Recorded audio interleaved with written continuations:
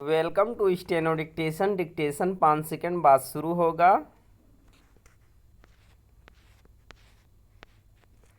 Start.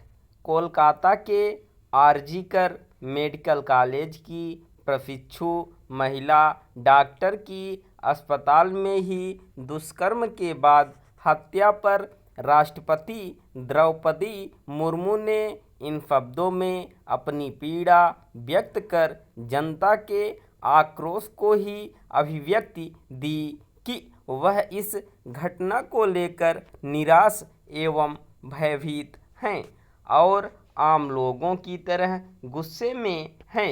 उन्होंने यह भी बिल्कुल ठीक कहा कि बहुत हो गया, अब कुछ करना होगा, क्योंकि सभ्य समाज में ऐसे अपराध स्वीकार्य नहीं। अच्छा होता कि उनकी प्रतिक्रिया पर राजनीतिक दल दलगत हितों से ऊपर उठकर गंभीरता से विचार करते, लेकिन यह दुर्भाग्यपूर्ण है कि कुछ दलों के नेता इस पर भी ओछी राजनीति कर रहे हैं। बंगाल में सत्तारूढ़ तृणमूल कांग्रेस के नेताओं ने तो उनके कथन पर आपत्ति जताई ही कांग्रेस को भी परेशानी हो गई। इन दलों के नेताओं का तर्क है कि राष्ट्रपति ने अन्य घटनाओं पर प्रतिक्रिया क्यों नहीं दी। यह कुतर्क ही है, क्योंकि राष्ट्रपति ने साफ कहा कि एक ओर छात्र, डॉक्टर और नागरिक कोलकाता में विरोध प्रदर्शन कर रहे थे, तो दूसरी ओर अपराधी अन्य जगहों पर घूम रहे थे। उन्होंने यह भी कहा कि पीड़ितों में स्कूली बच्चियां भी शामिल हैं। स्पष्ट है कि वह दुष्कर्म की अन्य घटनाओं की ओर भी संकेत कर रही थीं।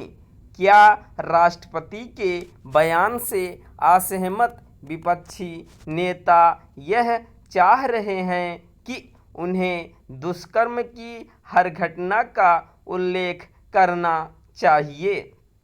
आखिर वह कितनी घटनाओं का उल्लेख करें, क्योंकि दुष्कर्म की न जाने कितनी घटनाएं प्रतिदिन हो रही हैं।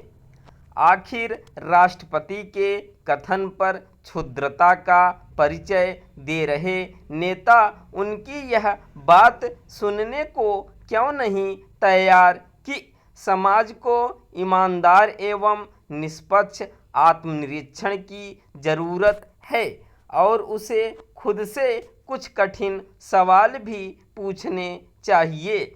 ये सवाल तभी पूछे जा सकते हैं जब नेता दुष्कर्म जैसे जघन्य अपराध पर सस्ती राजनीति करने से बाज आएं और कोलकाता जैसी घटनाओं पर लीपापोती करने का काम न करें।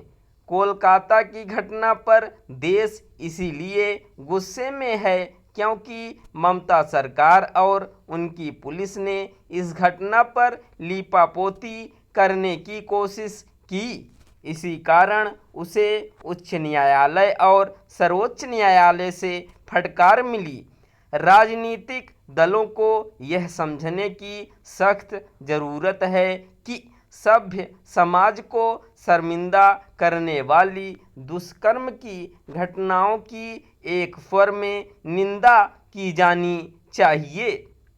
इन घटनाओं पर राजनीति तभी होती है जब शासन प्रशासन अपनी जिम्मेदारी का निर्वाह सही ढंग से नहीं करता। निस्संदेह यह भी समझा जाना चाहिए कि दुष्कर्म की घटनाएं एक सामाजिक बीमारी का परिचायक हैं। महिलाओं को कमतर समझने और उनके प्रति दूषित मानसिकता रखने वाले ही इन घटनाओं को अंजाम देते हैं। समाज को ऐसे तत्वों को हेय दृष्टि से देखने के साथ ही महिलाओं को सशक्त बनाने के लिए भी सक्रिय होना होगा। इसमें सफलता तब मिलेगी जब राजनीतिक दल अपना रवैया सुधारेंगे। स्टॉप।